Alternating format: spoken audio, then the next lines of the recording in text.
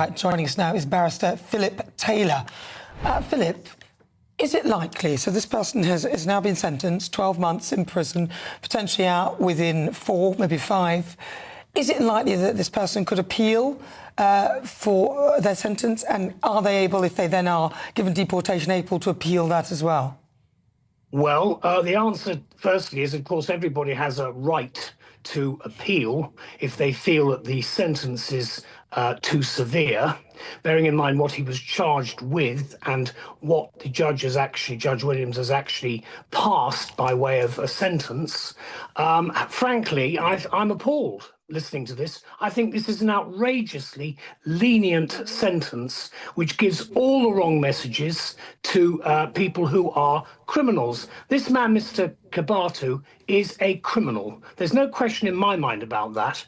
The purpose of sentencing and the purpose of punishment is actually to protect the public against people like this man. And frankly, I think it's a far too lenient sentence. He's going to be out quite quickly. My view is if he wants to go back to his country of origin, good riddance.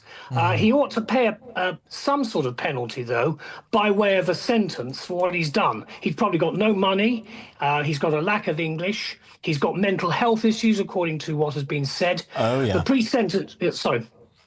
No, sorry, I was just making a slightly sarcastic point that they all have mental health issues, don't they?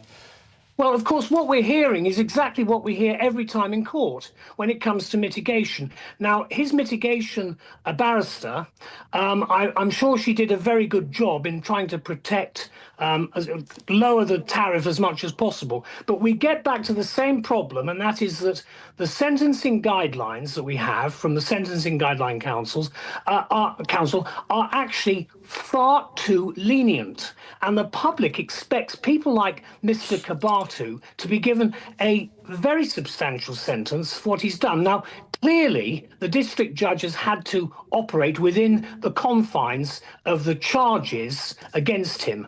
But think about the effect that this is having on the two women, the 14-year-old and the adult. You've heard from the impact statements how they were very badly affected by this. And I'm concerned that he's probably laughing all the way to the jail now, thinking, I've got away with this one. I only have to do a little bit of time and then I'm off. And that's not the way to deal with justice. It's not a way to do with the criminal justice system today. And I'm not happy about it at all. No, I think a lot of people will share your views. Ridiculous. I've got to ask, though, the judge seems to have given the harshest term that he could within the sentencing guidelines. Is your criticism of the judge and the court as it served its sentence today, or of those sentencing guidelines effectively set out by, well, the politicians? Well, you make a very good point here, because clearly the judge has acted in accordance with what this man was charged with. I haven't seen the actual indictment, or in fact, in this case, the actual charges themselves, because it's a magistrates court matter. Obviously, the problem we have is the limits that the magistrates court have in terms of the sentencing. But when we hear what he's done, it seems to me that perhaps there are a number of other types of offence he might have possibly been convicted of. The problem I've got with this case, again, is that it's not a criticism so much of the judiciary, and I wouldn't dream to do that, because I think they're operating within the confines of what they have to do. My concern, again, is with the sentencing guidelines themselves, because I think, again, the Sentencing Guidelines Council is a quango. It's obviously, it's comprised of people who think they know a great deal about sentencing. The problem we've got is they're losing the confidence of the British people, who think that, in fact, we should be protected from people like this, and he shouldn't even have been here in the first place. Those are different arguments, but you see the basic thrust. All right, Philip Taylor, thank you very much. I mean, the Justice Secretary does have the veto